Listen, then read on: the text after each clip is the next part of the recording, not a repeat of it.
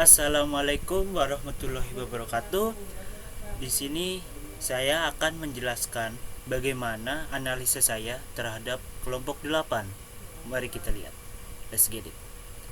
Oke, setelah kita buka, saya sudah membuat PPT untuk menganalisa kelompok 8 dan PPT ini saya beri nama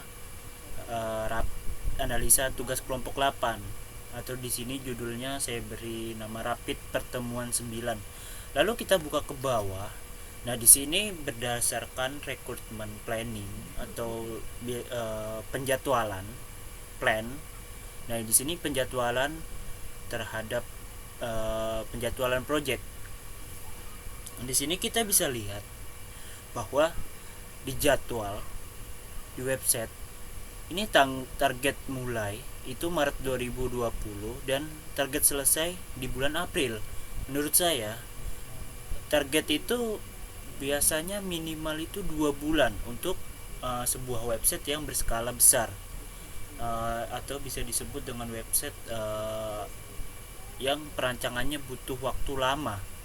Dan di sini kita coba lihat. Nah, di sini kita zoom sedikit. Oke, nah, dikit lagi. Di sini kita melihat dalam memulai project. Di sini terhitung durasi 6 hari. Sedangkan start atau mulai itu di tanggal 12 dan finish di tanggal 19. Coba kalian hitung berapa hari yang dibutuhkan. Dan di sini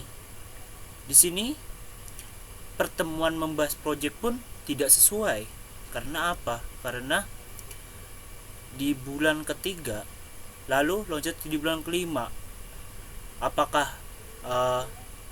project ini selesai terlebih dahulu baru adanya pertemuan atau seperti apa? Nah, di sini mungkin atau kesalahan penulisan dari pihak itu, tetapi di sini sangat jelas bahwa Star sama Finish pun sama-sama membuat kesalahan. Saya tidak mengerti bahwa ini sebuah kesalahan atau emang kesengajaan atau bagaimana. Ya, itu baik lagi ke kelompok 8. Lalu kita lanjutkan ke sini bahwa perhitungan hari tidak sesuai dengan mulai dan finish, start atau finish, start sampai finish. Nah, seperti itu untuk jadwalnya. Lalu kita lihat ke berikutnya berdasarkan tabel biaya. Coba kita lihat tabel biaya. Di sini manajer project hanya digaji dengan 1.200.000 dan durasi kerjanya 60 bulan, 60 hari. Maksud saya 60 hari atau bisa disebut dengan 2 bulan. Manajer mana yang mau digaji dengan 1.200.000? Apakah ini hanya website lucu-lucuan atau seperti apa? Saya tidak tahu. Dan di sini analis cuma diberi 200.000. Apakah analis itu semudah itu? Di dalam sebuah menganalisa user, pertanyaan-pertanyaan yang diberikan lalu kita implementasikan terhadap desainer dan programmer itu tidak mudah. Bahwa di sini gajinya mencapai 200.000. Wow, amazing. Ini sangat tidak mungkin. Lalu di desainer pun sama, ini lebih kecil gajinya. Saya tidak mengerti apakah desainernya ini hanya membuat website dengan mudah atau seperti apa. Lalu kita ke programmer. Dan ke programmer lebih besar daripada analis, sedangkan analis ini lebih berat daripada programmer dan desainer. Maksud saya analis lebih berat daripada desainer dan programmer. Saya tidak mengerti bagaimana perincian biaya. Apakah ini adil menurut para programmer, desainer atau analis, atau menurut saya sih manajer project sih adil karena dia lebih besar, tapi tidak masuk akal untuk gajinya karena lebih besar tapi tidak mencapai biaya yang dimaksimalkan, maksudnya sesuai dengan apa yang dikerjakan oleh masing-masing orang tersebut, seperti manajer proyek, analis, desainer, programmer. Gajinya tidak sesuai. Di sini pengeluaran hanya total 1.605.000. Menurut saya sih tidak tepat untuk pembiayaan, tapi lebih mengirit biaya. Lalu kita pindah ke biaya langsung non personil. Di sini server untuk jumlah 9, mungkin jumlah dari servernya 9, dan per bulan saya tidak mengerti jumlah ini dari mana, mungkin 9 bulan, dan ini sama-sama tidak logika, saya tidak mengerti.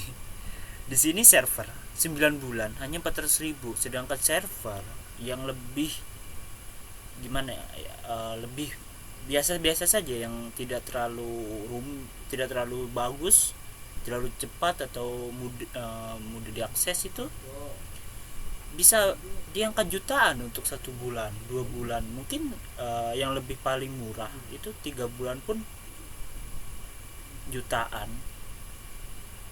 Ini untuk 400.000. Server manakah yang Anda beli?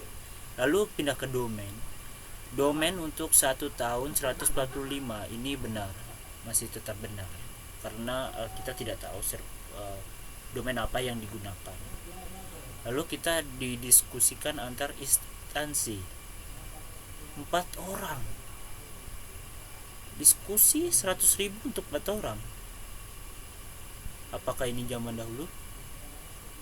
Lalu kita pindah ke total hanya 640.000 yang dikeluarkan oleh sang user yang dibuatkan website ini.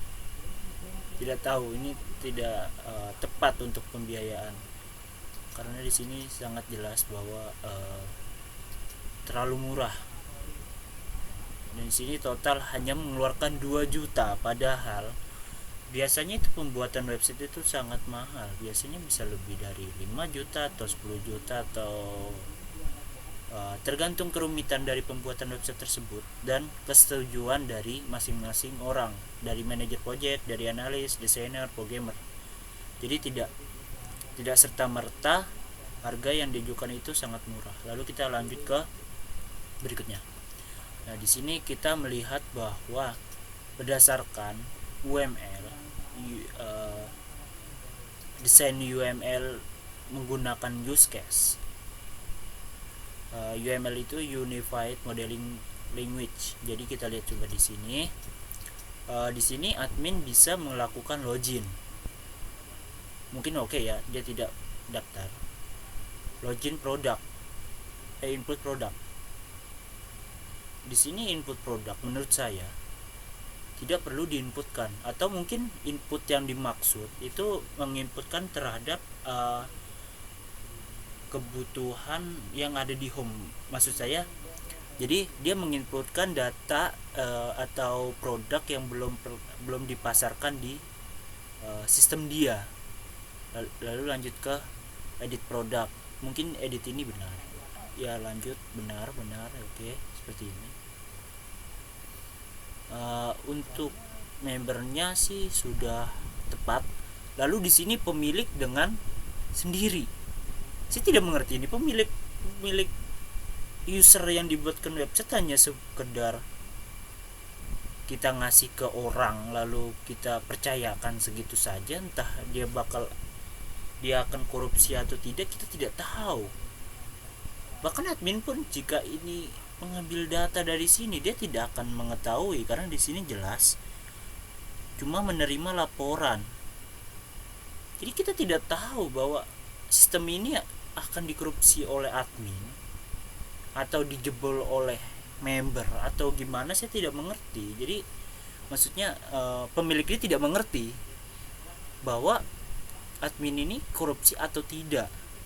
Jadi dia cuma hanya menerima laporan ordernya seperti apa, terus menyiapkan produk, mengirim produk. Jadi dia tidak mendapatkan hak akses untuk melihat sebuah dalam database atau dalam sebuah website tersebut. Dia tidak punya hak akses, yang punya hanyalah admin, dan dia percayakanlah kepada admin bahwa dia tidak tahu kalau website tersebut akan dikorupsi atau tidak, ya kan. Kita lanjut. Oke. Nah, di sini kita melihat bahwa ada desain UML dengan activity diagram. Kita mengambil salah satu sampel sebuah activity diagram. Di sini di makalah yang dibuat oleh kelompok 8 itu untuk adminnya lengkap, untuk membernya pun mungkin lengkap, tetapi tidak selengkap admin. Di sini hanya dia bisa melihat tanpa dia login. Wow, amazing. Dia apakah sebuah member goib atau seperti apa? Saya tidak tahu. Lalu lanjutkan kembali ke desain. Ini saya mengambil sampel kembali sama dengan activity diagram. Saya tidak mengerti ini member. Terus lalu pemiliknya kemana? So, pemilik tidak dimasukkan ke dalam sequence activity maupun kelas diagram. Jadi di sini yang punya akses itu cuma member dan admin. Di sini mungkin untuk kelas diagramnya udah sedikit tepat. Ya tidak sedikit lebih bagusnya tepat, sudah baik. Lalu kita coba lanjutkan. Di sini saya tidak mengerti bahwa bentuk apa ini desain mockup, desain UML dengan mockup. Bentuknya berbeda dengan apa yang akan dikerjakan. Percaya atau tidak? Coba kita lihat. Di sini implementasinya sangat jauh. Karena apa? Karena di sini kita melihat bahwa setelah kita membuka SAMPP, dia menggunakan SAMPP. Mungkin sebelum online tidak apa-apa, sewajarnya. Jadi kita coba lihat setelah dia menyalakan SAMPP ini, lalu dia melanjutkan ke membuka sebuah websitenya yang diimplementasikan. Di sini saya tidak melihat bahwa admin dan member ini login. Dia tiba-tiba masuk, lalu mungkin ini proses tahapan, yaitu proses tahapan pembelanjaan. Tapi kenapa untuk prosesnya kenapa tidak ada proses login? Apakah member ini goib, terus adminnya goib, tiba-tiba bisa mengakses, dan sini pemilik pun tidak tahu bahwa sang admin ini dia melakukan perubahan data atau tidak, karena hanya menerima laporan dari sebuah admin. Admin bisa saja mengedit sebuah transaksi yang dilakukan oleh member. Kita tidak tahu. Oke, kita lanjutkan kembali. Di sini setelah dilakukan mockup atau bisa disebut dengan perjalanan sebuah website itu seperti apa. Jadi kita lihat untuk testingnya. Di sini saya melihat testing bercampur dengan admin dengan member. Saya tidak mengerti mana admin, mana member. Apakah sama-sama dengan login yang sama, masuk dengan yang sama, tetapi saat transaksi mungkin berbeda. Saya tidak mengetahuinya. Di sini saya menganalisa bahwa admin dan member itu bercampur, sama. Dan di sini setelah masuk dengan home yang sama, tetapi setelah adanya transaksi itu berbeda. Saya tidak tahu bahwa halaman setelah home, setelah ininya berbeda. Lalu kita lanjutkan. Di sini spesifikasi yang digunakan operating sistemnya itu Windows. Bagaimana jika Mac OS, Linux dan sebagainya? Apakah tidak akan dibuatkan atau seperti apa? Karena di sini software hanya yang dibutuhkan operasi Windows. Berarti setiap orang yang mempunyai MacBook atau yang menginstal Linux, dia harus menggantinya ke Windows 7, Windows 8 ataupun Windows 10. Apakah tidak ada solusi untuk ini? Lalu yang kedua, antivirus. So, buat apa antivirus? Untuk apa antivirus? Apakah website yang dibuat ini ada virusnya? Terdapat virus yang mengerikan, trojan, ataupun malware, ataupun yang lain? Menurut saya sih tidak. Sebuah virus itu dibuat karena sang pencuri data ini membutuhkan, tetapi ini kita membuatkan produk untuk user, dan kita tidak mengambil data-data tersebut lalu ke hardware. Di sini sudah benar. Oke. Instalasi sudah baik, semua sudah baik, lalu ya seperti itu. Jadi kita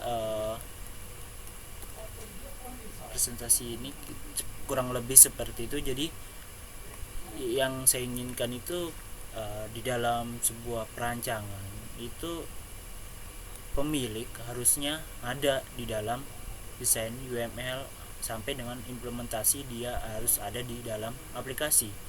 Karena apa? Karena jika pemilik saja tidak bisa mengakses, maka dia tidak tahu apakah terjadi sesuatu, korupsi, segala macam hal yang lain. Lalu kita melihat di sini bahwa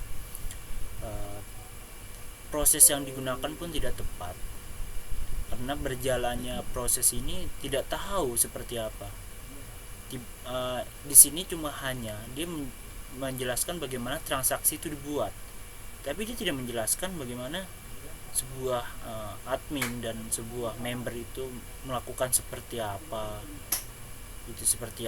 Dia hanya melakukan bagaimana member itu memesan sebuah barang, lalu transaksi masuk, dan oh iya, dalam website ini sepertinya setelah member itu memesan, apakah sang programmer itu harus menginput data secara manual? Karena di situ terdapat input data. Apakah seperti itu atau secara otomatis setelah member itu dibuat, member itu belanja, maka otomatis dia akan dibuatkan sebuah cetak transaksi. Jadi secara otomatis dia akan memunculkannya dan tidak diinput secara manual oleh programmer. Saya tidak tahu. Yang menurut saya itu kekurangannya, atau mungkin ya kurang dari desain tersebut. Nah, sekian dari saya. Wassalamualaikum warahmatullahi wabarakatuh.